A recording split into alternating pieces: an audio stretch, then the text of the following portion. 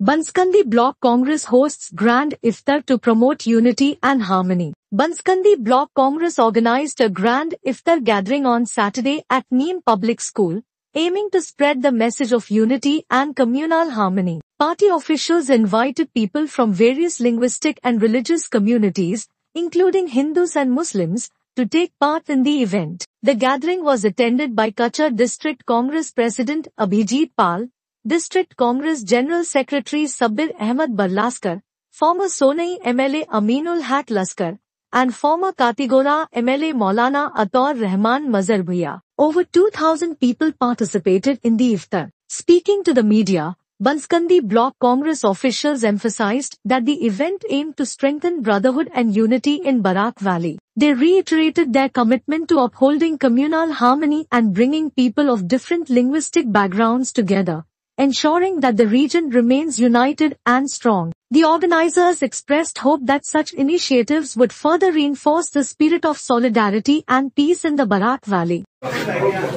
এই রমজান মাসে বাঁশকান্দি ব্লক কংগ্রেস কমিটির আয়োজিত 21 নম্বর রোজাতে আজকে বাঁশকান্দি ব্লক কংগ্রেস আয়োজিত বাঁশকান্দি সহ বিভিন্ন এলাকার রোজাদারিগণ যেভাবে এসে এখানে সুন্দর একটা ইফতার মেহফিলের আয়োজন করা হয়েছে। আমি বাঁশকান্দি ব্লক কংগ্রেস কমিটিকে ধন্যবাদ জানাই এবং এই পবিত্র রমজান মাসে যেভাবে ইসলাম ধর্মাবলম্বীর মানুষ নিজের আত্মাকে তুষ্টি করার জন্য এবং এটা হচ্ছে ত্যাগের মাস, সবকিছু ত্যাগ করে যেভাবে নিজেকে সংযম রেখে সারাদিন ব্যাপী মহান আল্লাহর কাছে ওনারা দোয়া করেন, সেই মহান পবিত্র রমজান মাসে আজকে এই ইফতার মাহফিলের মাধ্যমে যে একটা শান্তির বাতাবরণ, যে সমাজে কিভাবে শান্তি সম্প্রীতি বজায় থাকে সেই জন্য সবাই মিলে এখানে দোয়া করেছেন এবং আমরাও মহান আল্লাহর কাছে প্রার্থনা করি, উপরওয়ালার কাছে প্রার্থনা করি যেন আমরা এই যে সুন্দর ভারতবর্ষ প্রত্যেক ধর্মাবলম্বীর মানুষ আমরা একসাথে সুন্দরভাবে বসবাস করি,